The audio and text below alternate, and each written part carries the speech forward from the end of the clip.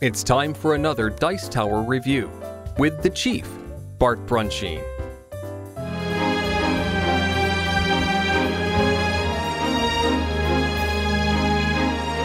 Brunsheen, also known as the Chief, and I am a huge fan of Academy Games' Conflict of Heroes series. I know there's been some different videos and different reviews, but I kind of wanted to do an overall comprehensive review of the entire system. And I'll do a couple mentions of things that are to come from the series as well. To start with, we'll show the very first game that came out with the Conflict of Heroes series is the 1941 to 1942 Awakening the Bear. This is the German invasion of Russia. Very good system, works really well, infantry heavy. There are of course tanks and things. I wanted to point out the artwork is great. It's by a gentleman named Pascal. I was actually talking to Mr. Eichert, and it turns out he's a pacifist, but he's doing this wonderful war art. He's out of Hawaii. Love his stuff, and you'll see that in each one of these different boxes here. So this is the invasion, basically Barbarossa and beyond. The second one to come out was the Storms of Steel, which is the Battle of Kursk, 1943, which most people, if you're familiar with World War II history at all, the largest tank battles that ever occurred were in the Kursk pocket. Tons of tanks come in, planes are introduced in this, and very nice. Again, it adds a bunch of more boards to the system, and there's a few rules changes with this, which I won't get into right now, but I'll talk about a little bit later. The production values that Academy Games puts out are top-notch. The components are top-notch, and Mr. Eichert's always working on improving the system, and I have no problem with that at all, even though there were some rules changes. And then the latest release is the Price of Honor series, which deals with Poland 1939, where both the Germans come in on one border and then the Russians come in. One of the really nice things that comes out of this segment is he includes a tray that fits all the components and the cards and the dice. So I had all my stuff in different containers, and I was able to put them all into this little box set here. It fits all the boards. The box changed a little bit, but a very nice addition there. And something he didn't have to do was he redoes all the counters from Awakening the Bear. So the very first segment, he had changed some of the art. There were a few rules adjustments. At his own expense, he reprints all of the counters and adds them into this. Perfect. It's exactly what I was looking for. To look at the maps, you can see here you've got kind of a city map board, and it leads into more like a little tiny village deal. You can see they're geomorphic. The roads will come in. Sometimes you'll be fitting them lengthwise. Sometimes they'll be coming in more on their width. A lot of scenarios will use only one map, and I have it set up here where we have a few units that are already on this map. This is a heavy city map, and just to explain, one building actually means a built-up building area. So, but for aesthetic reasons, they just showed a single building, but for the purpose of the game, it just means you're in a building type area. It's not just a single building. As far as gameplay, I'm going to just explain kind of a real quick explanation on how gameplay works. Your units are going to be using what's called APs or action points, but they can also use caps. I'm going to explain them a little bit. The default kind of beginner scenario is every unit, when it's activated, and you choose which unit's activated, and you always will have an activated unit, it gets an automatic 7 APs, and then you use those 7 APs for movement and fire, and I'll get into a little bit more explanation on that in a second. But one of the coolest things is that 7 APs is the default.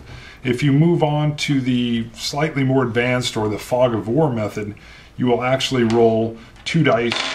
In this case I got a 9. I would simply reflect that I have 9 APs, and then I would take whatever actions I can with that unit. Mr. Eichert's further refined that, where now you'll actually roll 3 dice, and you'll drop out the die that's in the middle. So if I'd rolled 1, 2, and a 3, I would simply pull out the 2, and I would use 4 APs. So it's a very nice way of kind of means testing your dice rolls that you're going to get. And yet another slight refinement, which I plan on using from here on out, you can take a cup, roll your dice in the cup. My opponent now doesn't know what I've rolled, and instead of showing my max that I have, in this case 9, instead of showing my max, as I use my APs, I simply count them up.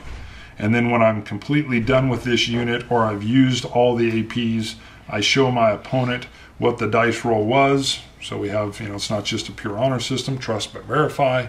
And this is the system I'm going to be using for AP counting from here on out. It's the best way. It has fog of war, and it really adds to gameplay. The caps marker it simulates command points or command actions.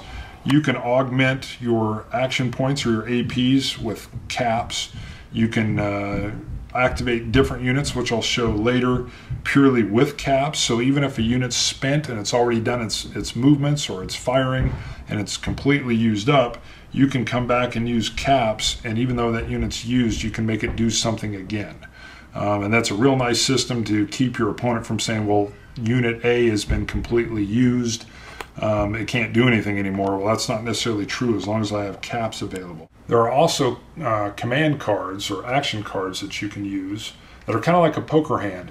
Your opponent doesn't quite know what types of cards you have in your hand, and you'll have command action cards which will allow you to take a free action even if a unit's used. Let's say this Polish unit here has already done some movement. He's completed his actions. He's got no more left. Let's say I'm out of caps, and this German unit were to some reason decide he was going to leave the building and somehow charge across open ground. This unit, with the use of a card on my turn, I could play my command action card, and I could take one free action with this unit that's already been used. What this does is, by having a set of cards in my hand, it really keeps a player from knowing, can you just come out in open ground and charge me or run me down? Well, probably not, because if he exposes himself so foolishly and I have a command action card that allows him to take an action, he's going to get a real nice shot at the unit as it comes across. So it's a very nice system in order to have, again, more fog of war. I've got my APs, which are my normal actions that I can take with the unit. I've got my command points that I can take and either use them with separate units or augment my APs. And hopefully, if I've been judicious, I'll have my cards that I can use to come in and do different things as well. And it really keeps the game lively and working perfect. Let's come in and take a look at some of these actual units. The 3 is the cost I'm going to pay in APs in order to fire. The 1 is going to be the cost in movement that I'll pay with APs. The 11 and 12 are going to be my defensive numbers that are going to say what it takes to hit me. 11 is going to be my flank. 12 would be if someone's firing on me from the front. The 5 inside the Iron Cross, the German Iron Cross, is my normal range that I can fire at. And the number 2 is the amount of additional points I get to add to my dice roll if I'm attacking an infantry unit, and the blue signifies the amount of points I would get to add to a roll against an armored unit. One other thing to point out on every counter is they do have a facing marker. Facing's critical in this. I've already explained that a flank attack is easier to take hits, so your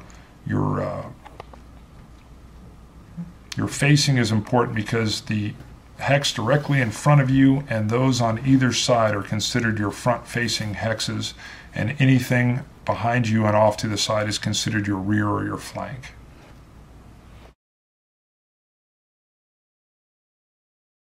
One of the main reasons I like this system, I've played ASL, I have almost all the ASL modules, but this game you're able to get in quicker to what's going on, and it actually tells a very good narrative while you're playing the game. I've played Tide of Iron, ASL, some different war games, the Band of Brothers or Band of Heroes system that's come out, but this has become my favorite. Production values are over the top. The counters are very easy to explain. I can get a new person into the game and explain to them fairly quickly and kind of add in complexity as they learn the game. And that's one of the beauties of the Conflict of Heroes series.